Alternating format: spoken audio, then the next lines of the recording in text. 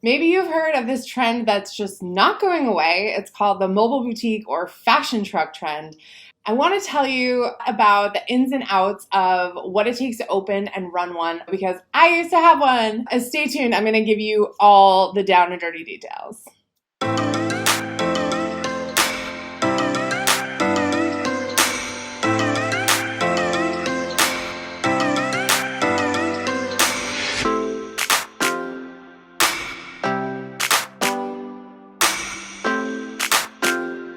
If we haven't met yet, hi, I'm Emily Benson.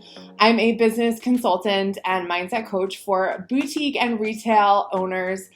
I'm also the author of this little book called The Ultimate Boutique Handbook. It's available on Amazon, and it is your boutique Bible. So make sure you grab that at some point on your startup journey. It's for you if you are starting your boutique business. But in these videos, I like to walk you through all the nitty-gritty details because I can't cover everything in a book. And there's a lot of you out there who are just exploring wanting to open up something like this, whether it's online, brick and mortar, or mobile, which is what we're going to talk about today, which is how I got my start with my own boutique. I had a very interesting career in corporate retail. I loved it. I worked for big companies, I worked for small companies, but I knew I was ready to set out on my own. And so the easiest way, which probably wasn't that easy when I think about it, the easiest way for me to open up a storefront being in Boston and the Boston area was to have what was beautifully called the fashion truck. Now, I had my truck from about 2011 to 2016. I did tons of private parties. I did tons of events, lots of pop-ups. I'm going to tell you all about what I learned in my 5 years having my mobile boutique. It was truly a learning experience. There was no one else to teach me this stuff. It was really crazy how few people were talking about this.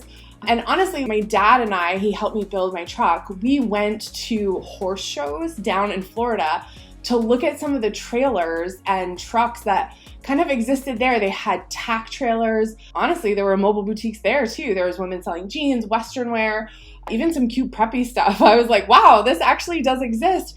It just didn't exist in the way that I had thought of it in my head. I always thought, okay, I'm gonna drive around or I'm gonna pull up in someone's driveway and I'm gonna have a store in a truck. And when we talk about fashion trucks or mobile boutiques, the big question I get asked all the time is like, what should I get, Emily? Should I get a trailer? Should I get an RV? Should I get a huge touring bus? So there's a lot of different options. What I would say the two distinct kind of issues that we always run into with mobile boutiques is, do you want it to be pulled on your truck or do you want it to be a self-operating vehicle? I chose what's called a step van. That's typically what you see a UPS or a FedEx or a DHL using for their package delivery. And I really liked it because it was just all in one. I could just go, park, set up. It had a lot of space in the back that we were able to really renovate. I'm gonna post some pictures over me talking here so you can kind of see what we did. We had 2 dressing rooms. I had doors on the back. We had plenty of space for clothing, accessories, and a cash wrap. So we made it all work. It was about 102 square feet in that step van. Here's the deal with a step van though, and any other vehicle that is your whole thing is like, if your truck breaks down, like your business breaks down. So that's something that you want to think about. Do you live in a rural area where maybe you don't have mechanics that could work on this kind of vehicle? Maybe you are going to attend events where it's actually easier for you to have a trailer. Maybe you have a bathroom in the trailer. Step vans don't have bathrooms in them. There's so many things that you really have to think about. And so the other side of it is you could totally get a trailer that you pull on a truck. Now, that for me wasn't an option. When I first started my truck, I was really excited about the idea that it looked like a food truck because food trucks were starting to get super popular and it was easy to explain. It's like a food truck, but it's fashion. I think that a lot of people, when they are shopping in a mobile boutique situation, it's just new to them and they don't know what's up. And so if you pick something that feels familiar or feels welcoming, that's gonna make a really big difference on having people feel comfortable coming inside. I guess the other thing that you would wanna really think about as you're opening your store and what vehicle to choose, what method to do it in, is do you like driving? Are you able to operate your business better because you can leave it somewhere and have an employee go in and help you some days? For me, it was really hard to hire out help because I felt like I was the only one that could drive the truck. And so I ended up driving hours and hours a week. It's not easy to drive a big, 10,000 pound truck in Boston city traffic. You just are going to encounter different things if you're in a more rural area versus whether it be you're in a city. I will also say that you've really got to figure out, if you're in your city, what regulations do and do not exist. So in New York City, specifically Manhattan, there are a lot of rules around what can park on streets. And we've seen a lot of mobile boutique owners actually get arrested for trying to park and sell on the street. And I don't want that to happen to you. New York City is super strict, and maybe your area is strict too. For me in Boston, there wasn't really regulations. I kind of played it fast and loose sometimes, but really you want to check out what exists and what doesn't. It's going to be better if things don't exist. Let me tell you why. Because what happens in a lot of these cities, and we saw it happen here in Boston with food trucks, is cities will say, oh, this is a new way for us to make money. And so let's regulate it. Let's put it on a lottery system. Let's make them pay rent. Let's put trackers in their truck. Wow, Boston went a little nuts with the food truck program. I think it worked. It seems like the food trucks were thriving. I would much rather be in a position where someone doesn't really understand what I'm doing. I get a local hawker and peddler's license. I make sure I pay my local sales tax, and I'm okay. If you are on private property, or if you are at an event that's covered by some kind of event insurance, so if you go to a state fair or a local arts festival, you should be covered under whatever permits they've obtained, because you're paying to be a vendor at that event. It's just going to depend. There's a lot of research. I do have in my book, I have a whole chapter that goes even more in depth about this. I think the big thing that I want to convey in terms of your lifestyle with a mobile boutique is that you're going to be out nights and weekends. Okay. It's a little bit different than having a brick and mortar store where you're open during the day, people can stop in. You're going to events, you're going to people's homes. Like, this is typically an after work or weekend kind of business. There are opportunities to do lunch dates or daytime things. I used to park in the financial district of Boston during lunch hour, and that was a great time for me, but that was 1 or 2 days a week. Your schedule isn't ideal if you have kids that play sports, or you're really involved in other ways on nights and weekends with other things. A brick and mortar might be a better choice for you. I think a mobile boutique is perfect if you're young, you're kind of unattached, you want to get out there, have fun. It's definitely a really social way to have a business, because people are always asking you, like, what is this? I saw this on a commercial. I can't believe there's a real one. It just does strike up conversation because it's so different. So you've got to think about the lifestyle and the time. And do you like to drive? And will you have employees? There's a lot of kind of stuff to figure out before you go make that big purchase on the actual vehicle. I want you to think all of this out, because I jumped in a little bit unknowingly about all this stuff. I kind of knew when I was young, so it worked for me in my lifestyle. But after a while, I was like, oh, this is a lot of work. And I didn't set it up to have employees. So learn from my mistakes. Okay, so here's the point in the video where I have to ask you to please, if you like my work, please hit that thumbs up button. Subscribe to my channel. This is all I talk about. I talk about boutiques. I talk about selling. I talk about retail. If you like what I'm talking about, you're in the right place. So subscribe. I come out with new videos every Tuesday. Okay, so let's expand a little bit more on locations. Depending on who your ideal customer is, and I have videos about this, we'll put a little tag up here. Depending on who your ideal customer is going to depend on where you want to park. So you get this cool superpower when you have a mobile boutique where you get to park kind of wherever you want, but you get to park where your ideal customer exists. So if they work in a certain location, like I was saying, the financial district, they will then come down at lunch and shop with you. It's convenient, it's easy, it's a no-brainer, especially if you have clothes that really work for them and their price point. The other place you can go is like girls' night out shopping events, local fairs, local art festivals. I went to some food truck festivals. Depends on where I was. It was very hit or miss.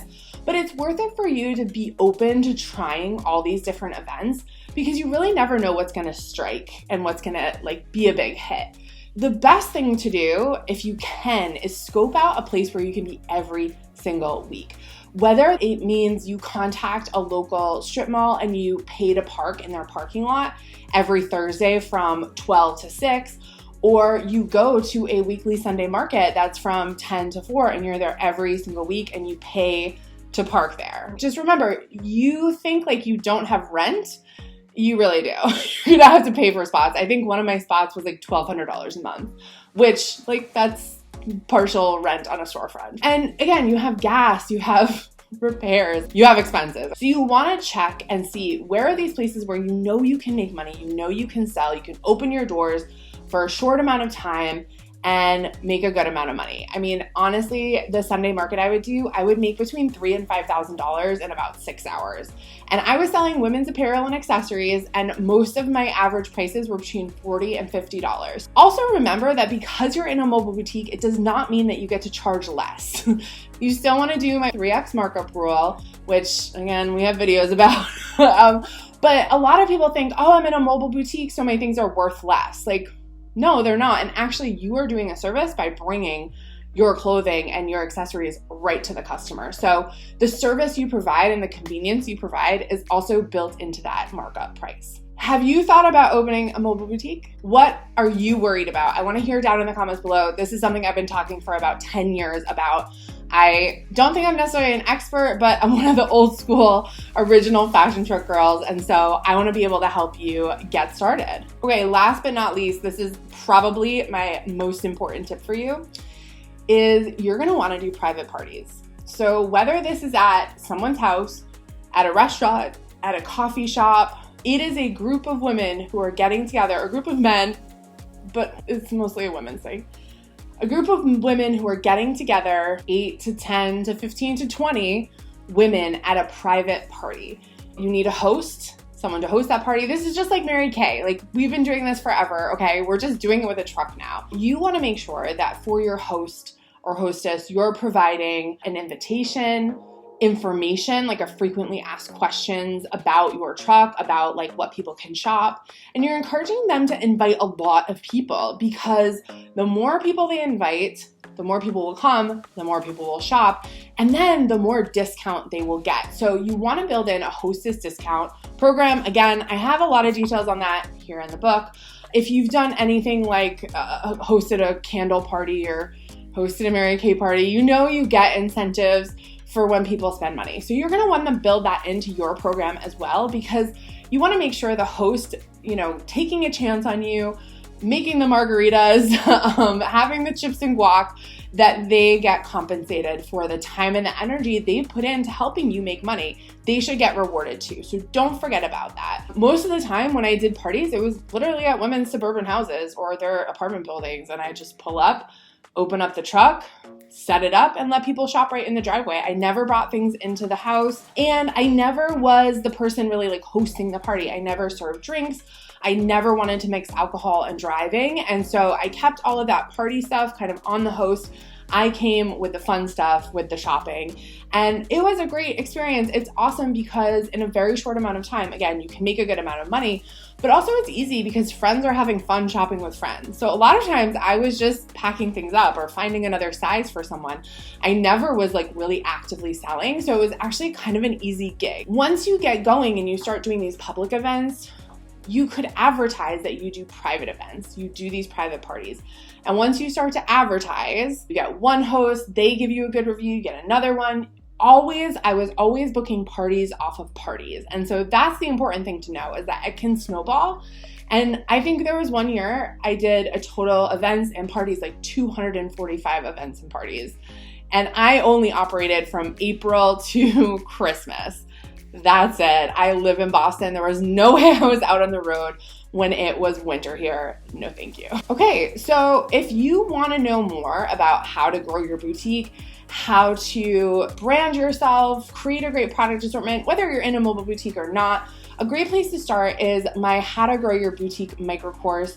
You can get it for free. It's 2 hours of video content of me like going in depth on so much. It's totally free. Like I said, all you have to do is go to growmy.boutique. You'll enter your email. We will send you all of that. I love that class. Don't miss out. I know you're the type of person that wants more learning and more education. Go ahead and sign up for that. Thank you so much for watching. I will see you next Tuesday.